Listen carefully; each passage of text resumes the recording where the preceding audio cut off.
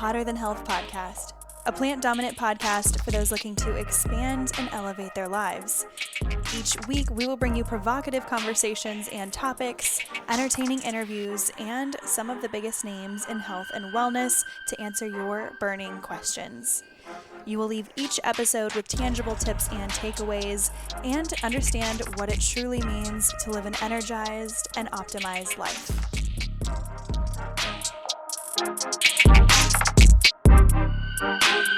Hello. Welcome to this week's episode of Hotter Than Health. I'm your host, Eliza Gelman. I'm with you today, sitting in front of a bunch of trees that are turning yellow. It's absolutely stunning. Charlotte, North Carolina is having an absolute identity crisis. It's going to be almost 80 degrees today. I was in Charleston last weekend celebrating my best friend's birthday. We had a blast. I was only there for 24 hours, but such a solid time. And it was 80 degrees. It was 88 degrees. I got a sunburn on my way home driving. And I don't understand. We're supposed to get a cold front this week, I hope. But this girl needs to be in less humidity. I need to be able to utilize the clothes that I have switched into my closet. We all know the pains. I'm going to stop complaining. This is so obnoxious. Anyways, thank you so much for being here today. I'm very excited. Today, we are going to be talking about balanced, healthy winter meals, being able to utilize foods that are in season and not all the random holly, jolly, peppermint types of flavors that you get during the fall season or the winter seasons. But we really are going to be utilizing the foods that you can find at a market, find at your local stores. You're going to find a lot of times we see these vegetables and we're like, I don't know what to make with this. Or we think that it only has to be that one time per month on the really special occasions that we get to use Brussels sprouts, that we get to use figs or whatever the ingredient is. But when I asked on Instagram last week if you guys wanted to hear about hormones or balanced fall recipes or balanced fall winter recipes, y'all all said winter recipes, and here we are. We're going to do it. Before we do, quick housekeeping. If you haven't already, take a screenshot or share this link on your social media and let people know that you are listening and that they should listen too. I know that this is an ask and I appreciate it because the best way to grow a podcast and the best way for people to be able to find this podcast when they're searching for healthy nutrition or healthy lifestyle, fitness, wellness, is the more reviews you have, the better SEO you get, and that's what we know. If you went on to Apple Podcasts, leave us 5 stars, leave us a review, and I will absolutely send you a tote bag, a Hotter Than Health tote bag, and we all know how sexy those are. I appreciate you. Subscribe and share, leave a review. Any of the above is absolutely appreciated. Let's get into it. Oh, I should also mention, this is a good time of year to, I'm so sorry, I have all my windows open because it's stunning outside, and I also live across from a hospital, and it's sad. I hate hearing ambulances. I hope that everyone is safe and okay, but it's not great for the audio quality. We understand this, and if you can't hear it, then sorry for calling myself out. I'm also sipping on, what I was going to mention is this is a great time of year to sip on dandelion root tea. I've got this roasted dandelion root tea. I think I got mine just from Harris Teeter, which is a inexpensive grocery store in Charlotte, or I don't even know where else they have Harris Teeters, but grab it anywhere. It's great for liver support, detoxification, and it doesn't have any sweetness to it. It has more of a roasted, nutty flavor that I think is really good for sipping on throughout the day, especially as it does it. I mean, please Lord, as it starts to get colder, it's nice to have something that you can sip on throughout the day that isn't sweet. It's not just orange or cinnamon and it's not something chamomile that you feel like is going to put you to sleep. So a roasted dandelion, I love it. Let it sit and steep for, 5 minutes, take the bag out, and then I enjoy it all day. I have a couple cups of this, and then I'll do some lemon ginger later on. But what I did for this episode is I used a software that I actually use for my nutrition programming clients. And when I work with clients, all of the nutrition programs are completely specific towards their preferences, their goals, their macronutrients, and I'm able to really, really hone in and specify certain topics and searches to ensure that we're only being given recipe options that fit their needs. If they're lactose intolerant, if they want to steer away from nightshades, if they don't want to have, if they don't love beans, or they don't want to have, if they want something low glycemic, they want no citrus, whatever it is, we can specify all of those things. And what I wanted to do was prepare a few recipes for breakfast, lunch, dinner, and snack. We're not going to go through 100 recipes. Don't worry. You don't have to write all these things down. But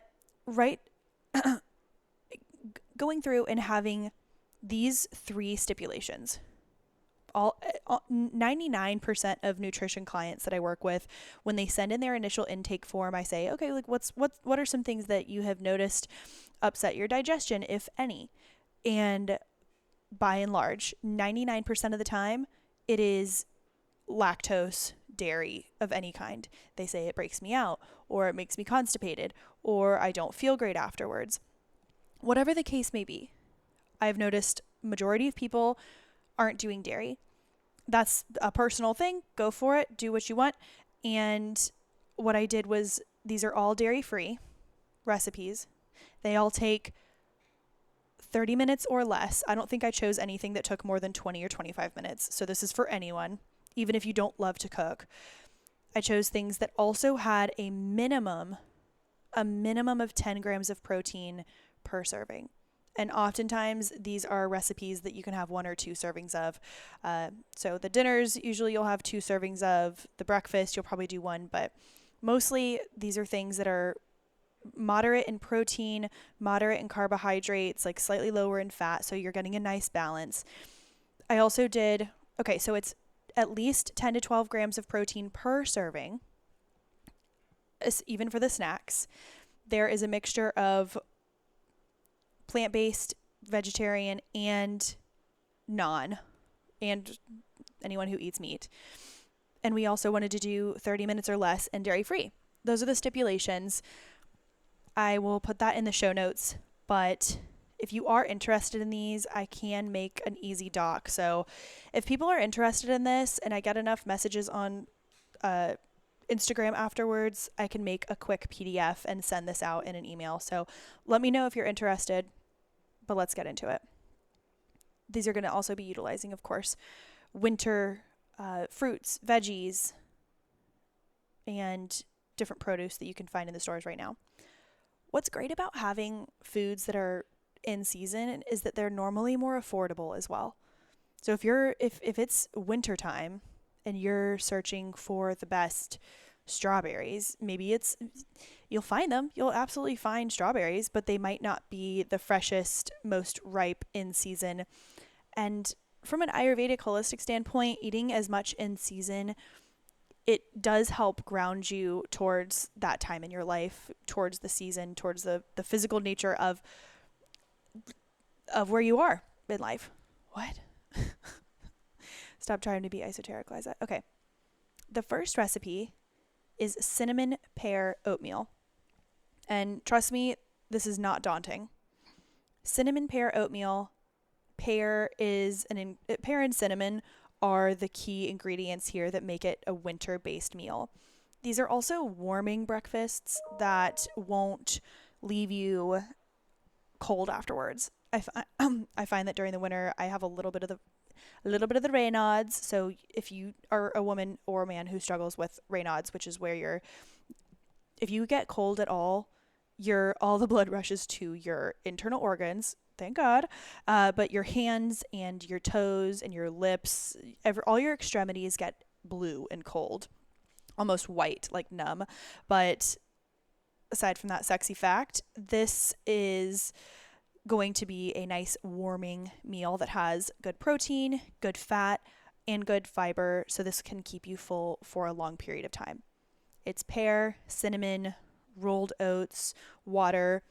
Option to do pecans just on top, but if you want to do any other kind of nut or a hemp seed, or you can scrap that altogether. And then 1 tablespoon of almond butter. One thing that I would personally adjust in this recipe would be to do slightly, maybe 1/3 cup of oats instead of a half a cup of oats, and then do half a scoop of protein powder, so that alongside the protein that you're getting from the almond butter and a combination of the other ingredients, I think that having a little bit more protein in here is what I would personally do. Again, you could keep this exactly how you want it to, but have some pear, a little bit of cinnamon, rolled oats, 1 tablespoon of almond butter, and water. Mix it all together. You're good to go. Obviously, you make the oatmeal and then you put these things on top. But I have been obsessed with this. If you're not a pear person, I like to also chop up apples. I've been doing this on Instagram and putting it on my story every time I do it. They're so good. You chop up some apples, you put them in a medium heat pan, and then no oil, but you can do a little bit of ghee if you want to, if it's a nonstick pan, and then a little bit of cinnamon on top, and let those simmer and saute for, 5 to 10 minutes, and then put them over yogurt or oatmeal or have them as a snack. They are so good and so easy, and the house smells incredible. That's the cinnamon pear oatmeal for those who like a sweet morning delicacy. Then we have the eggs and grapefruit box. Okay, the grapefruit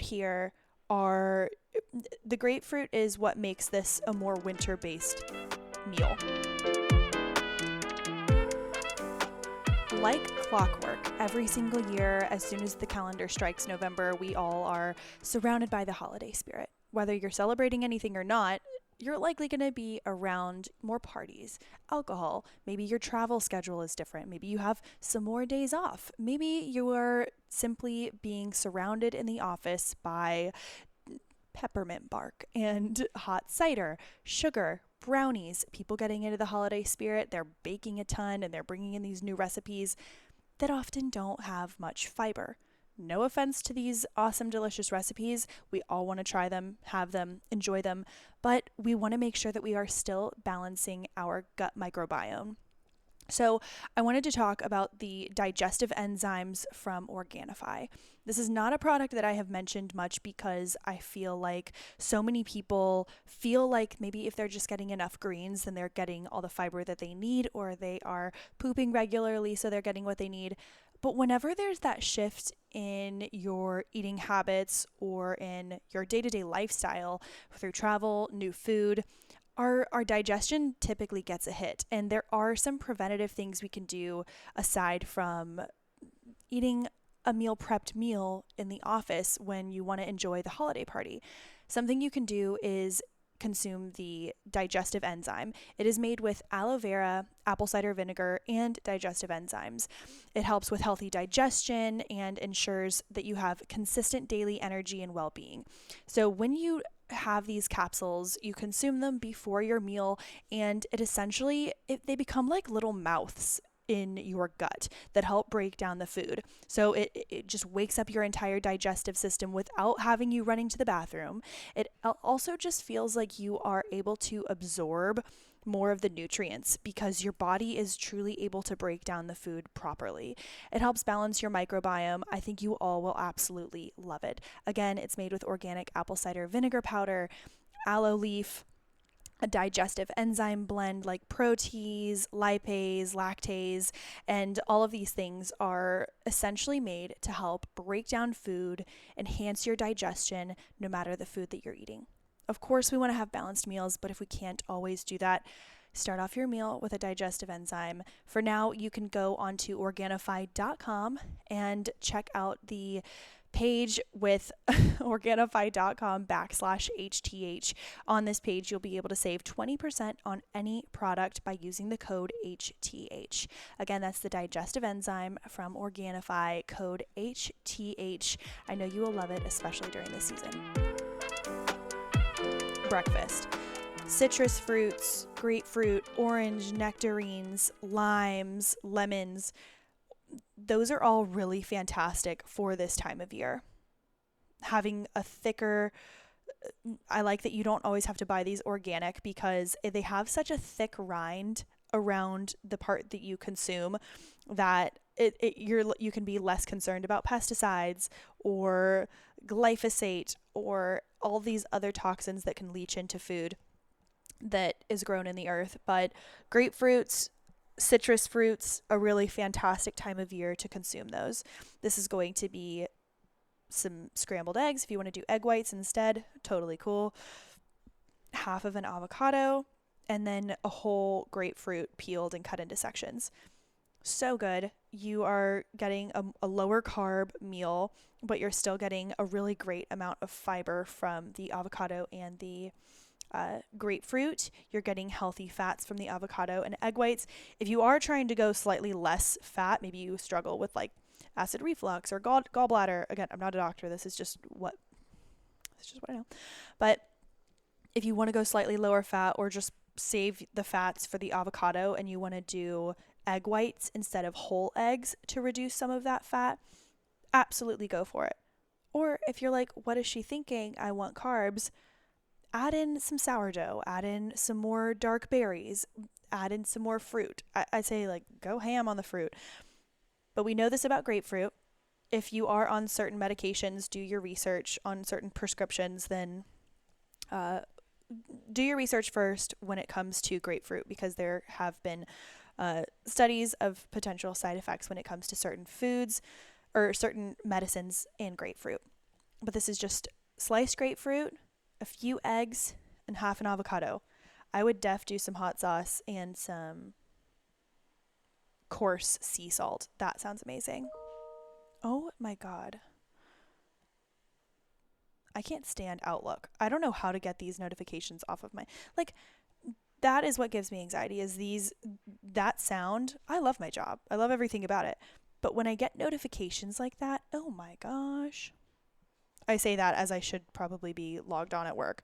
But here we are doing a podcast. But this is brief, and I did what I needed to do this morning, and I'll get back to it in a few. But this was pressing, and I wanted to get it done before I go to ATL tomorrow, which is where I guess, what a sim moment. I guess I will be there when you listen to this. Let's get into a snack. A snack that I always love any time of year really is a super simple edamame and cracker, edamame and a whole grain cracker. When I say whole grain, I love the seeded crackers. I love the Mary's Gone crackers. You can do Simple Mills. You can experiment and make your own.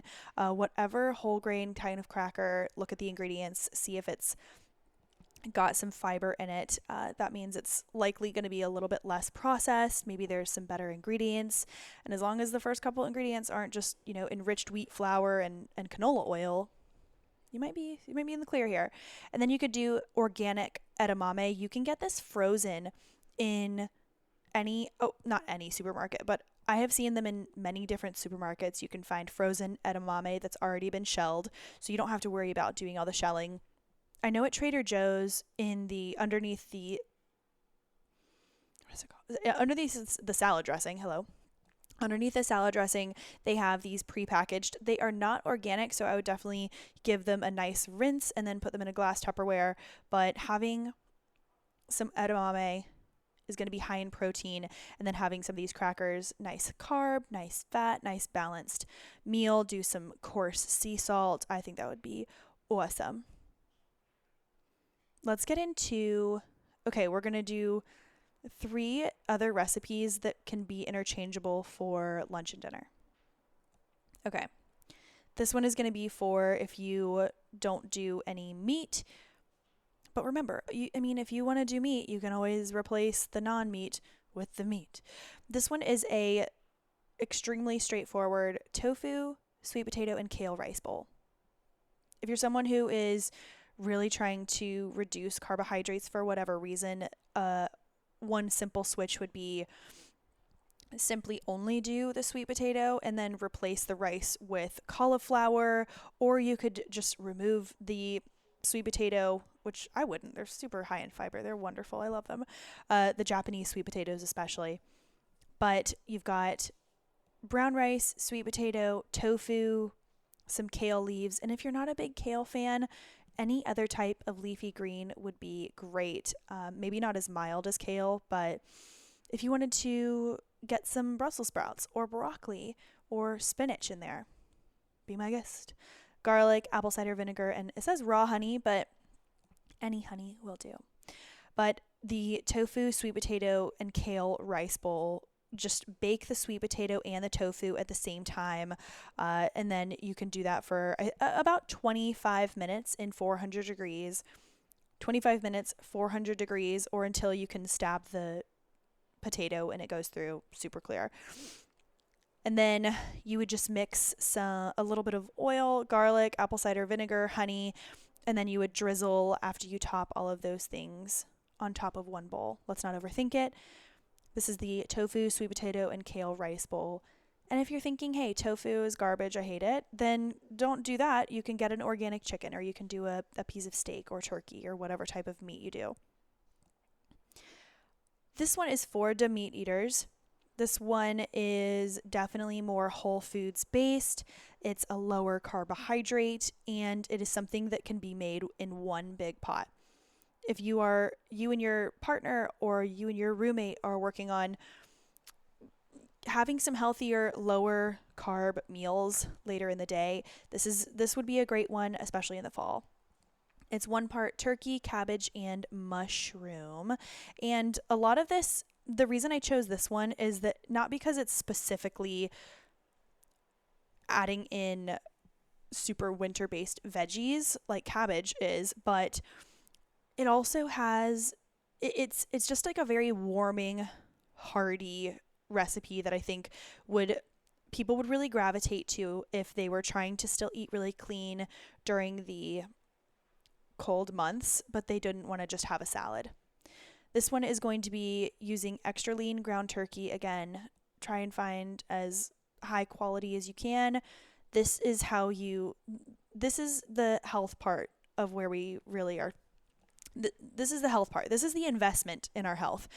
If you are going to go to the store, spend the $2 extra on the organic, no hormone, no glyphosate, no GMO, all that, as clean as you can for your meats.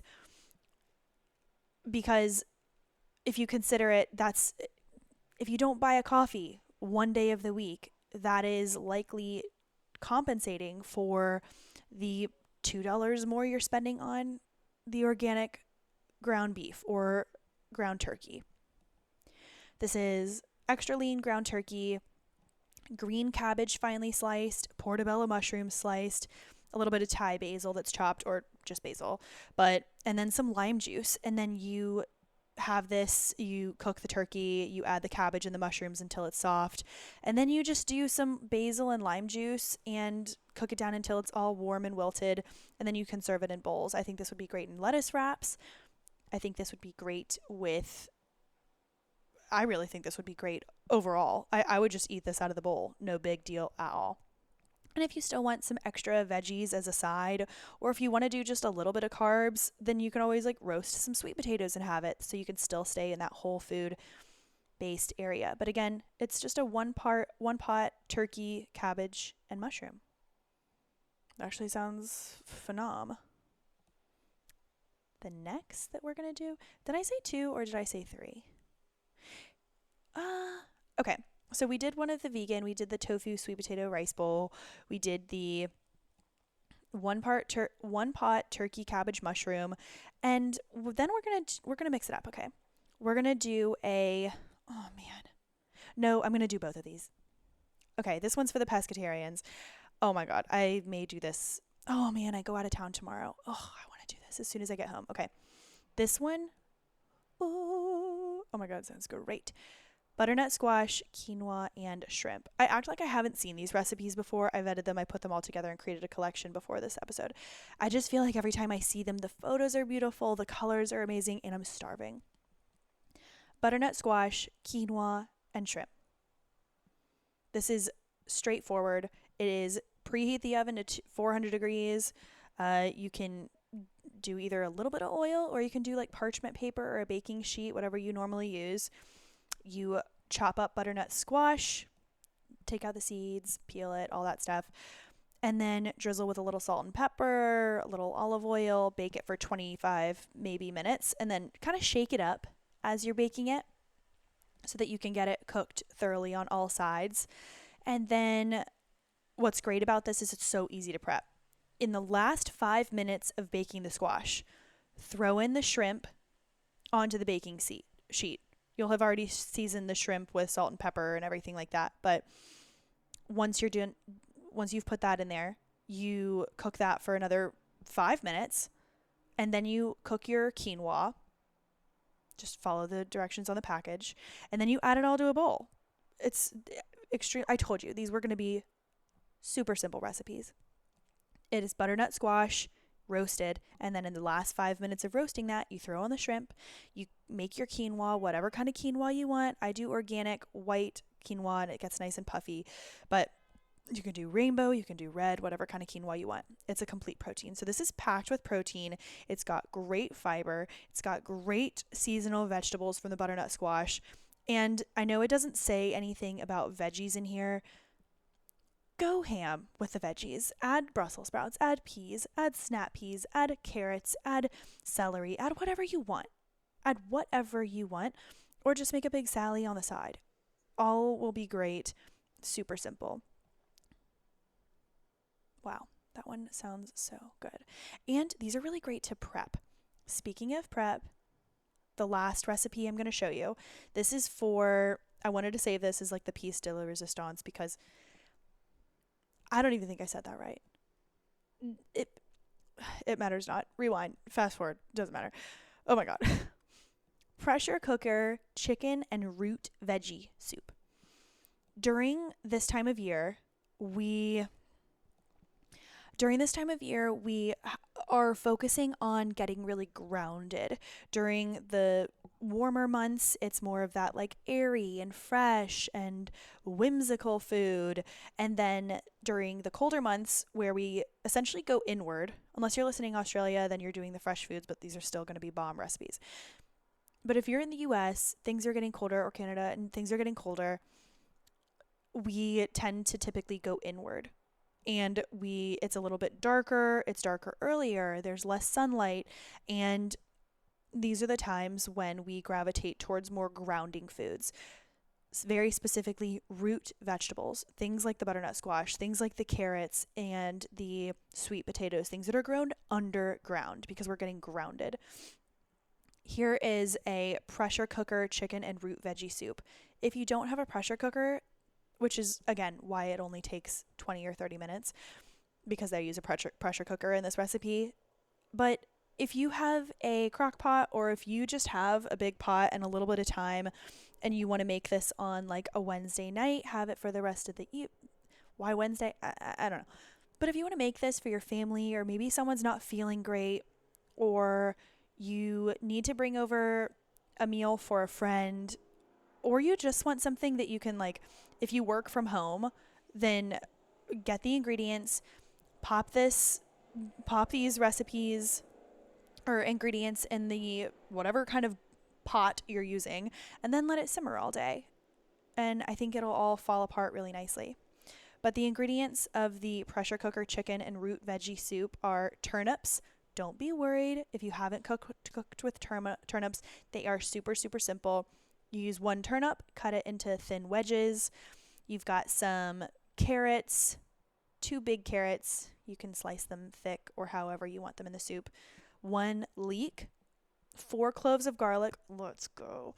1 pound of chicken breasts, boneless, skinless. 2 stalks of celery, 6 cups of chicken broth, or you can use veggie broth, or half veggie, half water, which is what I typically do. And then you want some fresh tarragon, maybe a bay leaf, salt, pepper, but turnip, carrot, leek, garlic, chicken breast, celery. All you really do, so it says for a pressure cooker, is add everything into the pot. I would probably I'd probably change things up a little bit because I don't have a pressure cooker. I would probably saute the garlic and the leeks, carrot, celery, turnip, all the veggies, and then I would roast the chicken a little bit and then put it in. Look, I don't know. I don't normally cook with poultry. I really don't ever cook with poultry. And I really only started eating meat again occasionally a couple months ago. So I'm still not very well versed. So these are just the ingredients. If you have a pressure cooker or a crock pot, just add all of that shit in and enjoy, and then use your common sense to not eat raw chicken. It's really all I can give you here. This has been fun.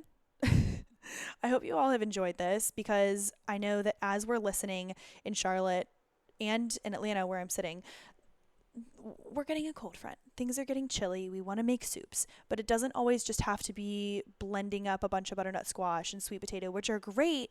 I wanted to give some options that weren't just sweet potato and Brussels sprouts with candied bacon. All of those recipes are fine, but I feel like those don't really turn me on. I'm not super excited about like a cranberry, kale, warm butternut squash salad. I'll eat it, but I'm not super excited to have that every single night. That's like an occasion dish for me. These are homey, these are delicious, and great for simple prep, especially for families or more than one person, or just meal prep. Again, if you are listening and you have not done so already, please take the time to screenshot or share this episode wherever you're listening to it on social media. It means the world. Leave us 5 stars on Apple Podcasts or follow us on Spotify wherever you're listening. I appreciate you all, and I hope you all have an amazing rest of your week. Enjoy these recipes. Let me know if you want them. Send me a message on Instagram.